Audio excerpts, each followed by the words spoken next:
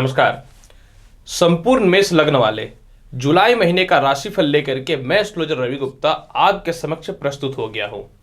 मैं आपको बताऊंगा पूरे महीने यानी जुलाई महीने का संपूर्ण राशिफल, साथ में बताऊंगा कुछ विशेष उपाय। अगर ग्रहों की स्थितियों में किसी प्रकार की कुछ अनावश्यक योग बनते हैं या दोष उत्पन्न होता है तो किस किस मामलों में आपको सावधान होना चाहिए, यह संपूर्ण भविष्यफल जुलाई महीने का मेष लग्न वाले मैं आपके समक्ष लेकर के प्रस्तुत हुआ हूं। राशिफल बताने से पूर्व दो महत्वपूर्ण जानकारी आपको अवश्य समझाना चाहूंगा। पहली जानकारी यह है कि जो जो ग्रहों का गोचर जुलाई महीने में हो रहा है मैंने स्पष्ट तौर पे यहाँ पे लिख रखा है ताकि कम से कम समय में आपको संपूर्ण और सटीक जानकारी दे पाऊं। दूसरी महत्वपूर्ण जानकारी यह है कि ये जो मेरा राशिफल है ये है तो लग्न पे आधारित, क्योंकि आप देख सकते हैं मैंने यहाँ पे लग्न लिखा है। तो अगर आपको अपना लग्न पता है तो आप लग्न के अनुसार ही इस जानकारी को देखिएगा। अगर आपको अपना लग्न नहीं पता है तदुपरांत आप चंद्र राशि या नाम राशि से इस भविष्यफल को देख सकते हैं। मेष लग्न वाले, सबसे पहले कुछ महत्वपूर्ण तथ्यों की बात करता हूं। अगर जुलाई महीने में शुरुआती दौर की बात मैं करना चाहूं तो आपके लग्न का मालिक यानी आपके मस्तिष्क को जो संचालित करेगा मंगल, उसकी अगर मैं बात करूं तो यह चतुर्थ स्थान में मंगल शुक्र के साथ विराजमान है। शुक्र आपकी कुंडली में जो है मंगल को दूषित कर रहा है यानी लग्नेश को दूषित कर रहा है, परंतु मंगल जो है क्योंकि लग्नेश है आपकी कुंडली में तो पूर्ण रूपेण मंगल के ऊपर शुक्र का प्रभाव नहीं पड़ेगा, क्योंकि शुक्र जो है आपकी कुंडली में लग्नेश है। फिर भी पूरे महीने की अगर हम बात करना चाहें तो लग्नेश का शुक्र के साथ विराजमान होना मानसिक तौर पे थोड़ा सा क्रोधित, थोड़ी सी अस्थिरताएं, कुछ गलत डिसीजन और कुछ गलत निर्णय की ओर आपको लेके जा सकता है।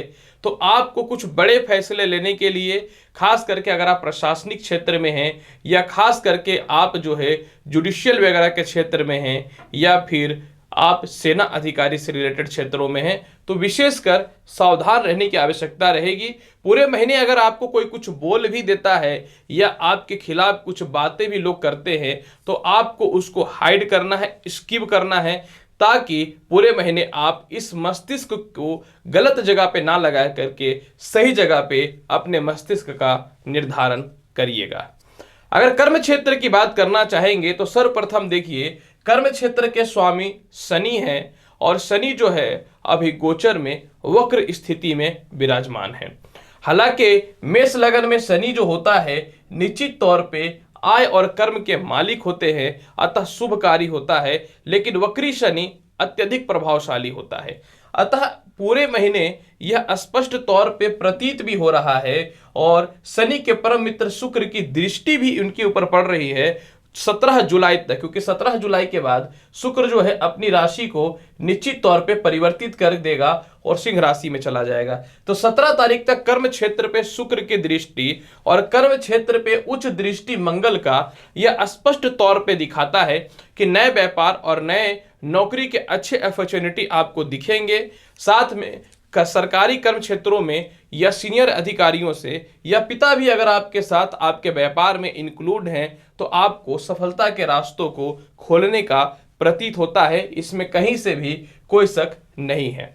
इसके अलावा क्योंकि सूर्य आपकी कुंडली में पंचमेश भी हैं और सूर्य आपकी कुंडली में 16 जुलाई से कर्क राशि में आ जाएंगे और वह भी जो है कर्म क्षेत्र को देखेंगे, जिससे यह भी प्रतीत होता है कि इस समय कर्म क्षेत्रों में और वृद्धि और सफलताओं के रास्ते स्पष्ट तौर पे नजर आएंगे। मतलब इस महीने आपके कर्म क्षेत्रों में निश्चित तौर पे व्यापार से रिलेटेड या नौकरी से रिलेटेड है तो लाभ की संभावनाएं बनती हैं, क्योंकि शनि वक्र अवस्था में है। फिर भी जो व्यक्ति लोहे से रिलेटेड, प्रॉपर्टी से रिलेटेड, जुडिशियल के काम से रिलेटेड है, आपके लिए निश्चित तौर पे सफलता के रास्तों को तो खोलेगा। और मंगल भी कर्म क्षेत्र को देख रहा है तो आईटी फील्ड से रिलेटेड, इलेक्ट्रॉनिक्स फील्ड से रिलेटेड, प्रशासनिक फील्ड से रिलेटेड, पॉलिटिक्स फील्ड से रिलेटेड जो भी व्यक्ति हैं या मेडिकल से रिलेटेड व्यक्तियों के लिए भी या कोयले से रिलेटेड भी व्यक्तियों के लिए यह समय आपके लिए अत्यधिक शुभकारी दिखता है।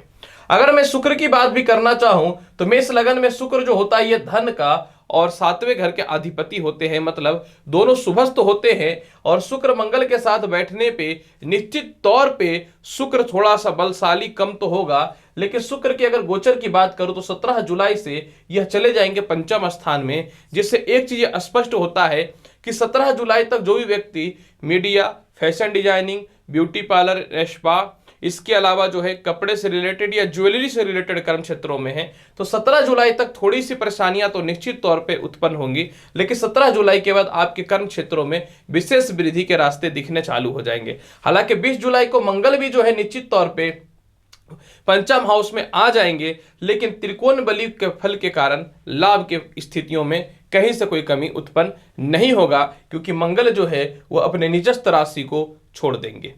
इसके अलावा अगर मैं बात करूं बुध की, तो बुध आपकी कुंडली के धन स्थान में बैठा हुआ है, और बुध जो है ये 7 से लेकर के 25 जुलाई तक जो है मिथुन में चले जाएंगे, अपनी स्व राशि में चले जाएंगे, और 25 जुलाई के बाद ये कर्क राशि में आ जाएंगे, और कर्क राशि से अपने मित्र को देखेंगे, जिसका तात्पर्य ये होता है कि जो भी व्यक्ति वक्ता, प्रवक्ता, मीडिया या प्रिंटिंग प्रेस या होटल या रेस्टोरेंट या फूडिंग के काम से जुड़े हुए हैं, तो आपके लिए लाभ की संभावनाएं अत्यधिक दिखती हैं, इसमें कहीं से भी कोई शक उत्पन्न हो ही नहीं सकता है। इसके अलावा सूर्य क्योंकि आपकी कुंडली में पराक्रम क्षेत्र में बैठा और 16 जुलाई से चतुर्थ स्थान पे आ जाएंगे, तो जो भी व्यक्ति मेडिकल फील्ड से रिलेटेड है, जो भी व्यक्ति कपड़े से रिलेटेड है, कांच की वस्तुओं से रिलेटेड कर्म क्षेत्रों में है, या मेडिकल इक्विपमेंट्स या होटल्स, या फिर आप अपने जीवन में हॉस्पिटल्स वगैरह बना करके रखे हैं, तो इन क्षेत्रों में विशेषकर आपको जो है सूर्य लाभकारी फल को प्रदान करेगा, अत्यधिक फल को प्रदान करेगा। बृहस्पति आपकी कुंडली में पूरे महीने वक्र तत्व प्रभाव में रहने वाले हैं। कुंभ राशि का बृहस्पति ऐसे भी जीवन में अशांति, परेशानी और तनाव की स्थितियों को उत्पन्न करता है। जब वक्र तत्व प्रभाव में आ जाएंगे तो पूर्ण रूपेण 11th हाउस के फल को नहीं देंगे। अतः जो व्यक्ति आयुर्वेदिक के काम से, खेती के रिलेटेड कर्म क्षेत्रों से, ज्वेलरी के रिलेटेड कर्म क्षेत्रों से, इसके अलावा आयुर्वेदिक काम से साथ में जो है जो व्यक्ति शिक्षण संस्थान से, स्पिरिचुअल यानी धर्म के क्षेत्र से रिलेटेड जो भी व्यक्ति हैं, तो आपके लिए पूरे महीने का हाल निश्चित तौर पे अच्छा रहने वाला है। थोड़ा संघर्ष रहेगा, लेकिन निश्चित तौर पे अच्छा रहेगा।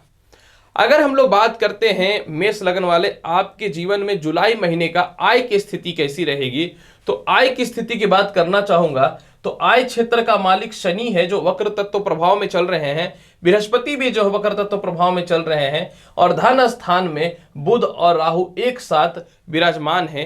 जो धन स्थान में बुध जो है 7 जुलाई तक तो वृषभ में रहेगा, 7 जुलाई के बाद जो है वह निश्चित तौर पे तृतीय घर में आ जाएंगे। परंतु धन स्थान के अधिपति शुक्र की बात करना चाहूंगा तो शुक्र जो है 17 जुलाई से, 17 जुलाई स्पष्ट तौर पे दिख रहा है, वो पंचमेश हो जाएंगे। मतलब धनेश 17 जुलाई से पंचमेश हो जाएंगे, और 7 जुलाई तक बुध सपोर्ट करेगा, और आय स्थान का लॉर्ड जो है शनि और बृहस्पति रेट्रोगेट है। इसका तात्पर्य यह निकलता है कि पूरे महीने आपको आय में तो कमी नहीं होगी, लेकिन अचानक जो पैसे वगैरह होते हैं, जैसे कुछ ठेके के पैसे होते हैं, या फिर और भी कहीं कहीं जो आपके पैसे फंसे हुए होते हैं, जो अचानक इनकम के स्रोत को मैनेज करते हैं, तो 7 तारीख तक तो आपका समय ठीक रहेगा।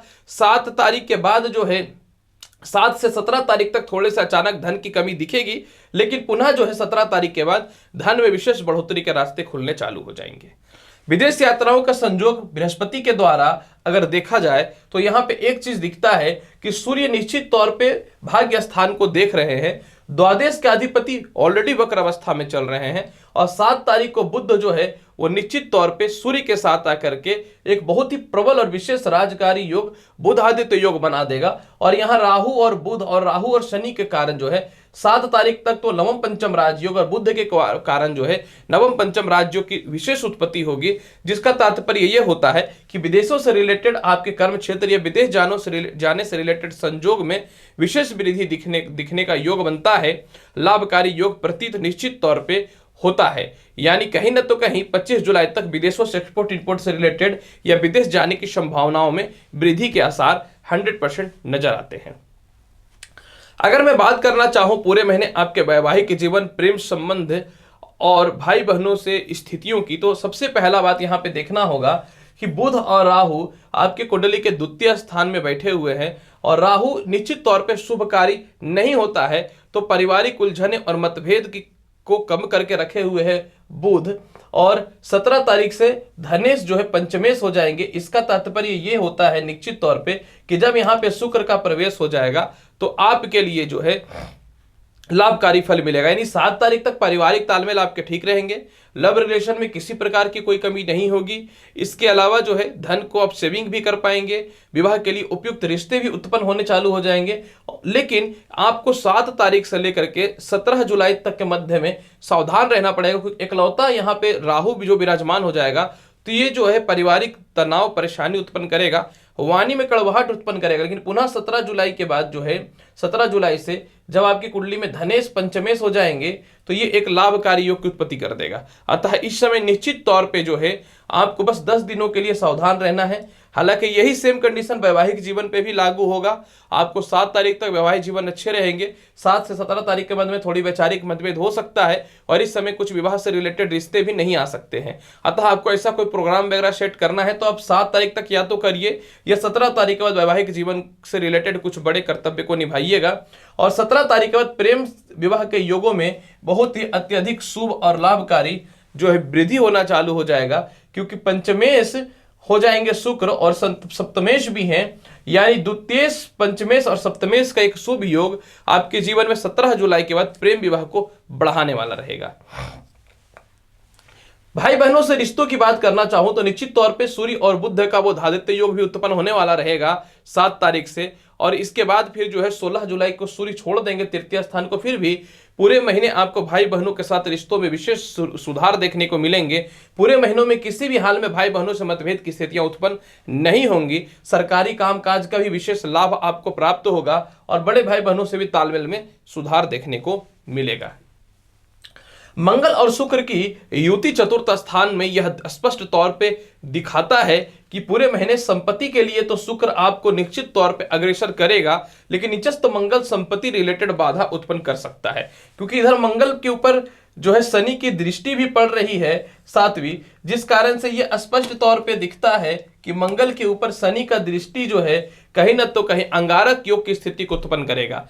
तो एक चीज यहाँ पे लाभकारी फल स्पष्ट तौर पे दिखता है कि शुक्र जो है ये चतुर्थ स्थान में सपोर्टिव ग्रह के रूप में काम आएगा। अतः पूरे महीने आप प्रॉपर्टी वगैरह परचेज कर सकते हैं, पुरानी प्रॉपर्टी खरीद के भी बेच सकते हैं और इसके अलावा जो है संपत्ति से रिलेटेड लाभ की संभावनाओं को बढ़ाएगा। माता पिता से तालमेल में सुधार रखेगा, लेकिन आपको माता पिता से थोड़े से विचारों में मतभेदता की स्थिति को उत्पन्न नहीं करनी है। और स्पष्ट तौर पे एक बात आपको बताना चाहूंगा, किसी भी हाल में माता पिता से मतभेद मत करिएगा। और खास करके कर्क राशि में बैठा हुआ है मंगल और शुक्र, तो जो भी व्यक्ति यात्राओं से रिलेटेड काम करते हैं, पानी वगैरह से रिलेटेड काम करते हैं, तो आपको थोड़ी सावधानी अत्यधिक ज्यादा रखनी चाहिए। संतान पक्ष की बात अगर करना चाहेंगे तो संतान पक्ष का लॉर्ड जो है अगर सूर्य जो है निश्चित तौर पे तृतीय बुध की राशि में है, संतान पक्ष की सफलता, संतान पक्ष की उन्नति और संतान पक्ष के डेवलपमेंट की अगर मैं बात करना चाहूं तो यह दिखना चालू हो जाएगा आपके जीवन में 16 जुलाई के बाद, क्योंकि 16 जुलाई के बाद सूर्य जो है यह निश्चित तौर पे कर्क राशि में आएंगे और यहाँ के लॉर्ड यानी सूर्य जो है पंचम स्थान के अधिपति हैं, तो ये प्रबलता की स्थितियों में उत्पन्न होने वाले रहेंगे। यानी 16 जुलाई के बाद जो है संतान का सुख समृद्धि और संतान की तरक्की के रास्तों में विशेष वृद्धि दिखना प्रारंभ हो जाएगा और संतान विदेश यात्राओं से रिलेटेड समस्याएं भी ठीक होंगी। कर्ज और हेल्थ इशू की अगर बात करना चाहें तो देखिए कर्ज का लॉर्ड बुध जो है वो निश्चित तौर पे धनेश है, तो पूरे महीने आप कर्ज को समाप्त ही करने वाले रहिएगा। भले ही प्राकर्मेश भी हो जाएगा बुध, फिर भी आप कर्ज को समाप्त करिएगा। हेल्थ थोड़ा सा डिस्टर्बेंस रह सकता है। मंगल और शुक्र की युति के कारण स्त्री हो या पुरुष हो, यूरिन से रिलेटेड थोड़ी समस्याएं हो सकती हैं, सेक्सुअल डिजिट हो सकता है।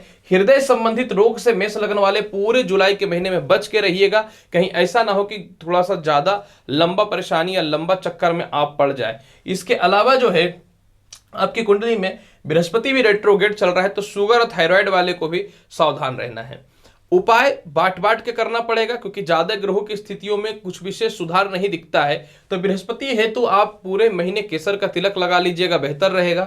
शनि हेतु पूरे जुलाई महीने में आप पीपल पेड़ के नीचे में जो है सरसों तेल का दीप प्रज्वलित करिए, नहीं तो शनिवार के दिन जो है आप गरीबों को जो है सरसों तेल से बनी हुई पकौड़ी खिला दीजिएगा, तो ये भी बहुत बेहतर रहेगा। और मंगल और शुक्र की युति का सबसे आसान और इजी उपाय यही है कि आपको क्या करना है, नारियल पानी वाला जो है पूरे महीने जुलाई के महीने में आपको लक्ष्मी जी को चढ़ाना है। और अगर आप बहुत अच्छा उपाय करना चाहते हैं तो पूरे महीने लाल धागा एक दाहिने हाथ में पुरुष और स्त्री बाएं हाथ में बांध करके रखिएगा, तो मंगल के नीचस्थ प्रभाव से आपको अशुभ प्रभाव से कमी दिखना प्रारंभ हो जाएगा।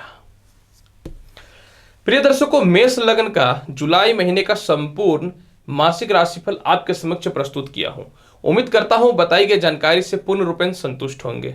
अनुरोध है कि आप मेरे चैनल पर नए हैं तो चैनल को लाइक भी करिए, शेयर भी करिए, सब्सक्राइब भी करिए। मैं एस्ट्रोलॉजर रवि गुप्ता आऊंगा अगली वीडियो में और महत्वपूर्ण और ज्ञानवर्धक जानकारी के साथ। तब तक के लिए नमस्कार, अच्छे से रहिए, धन्यवाद।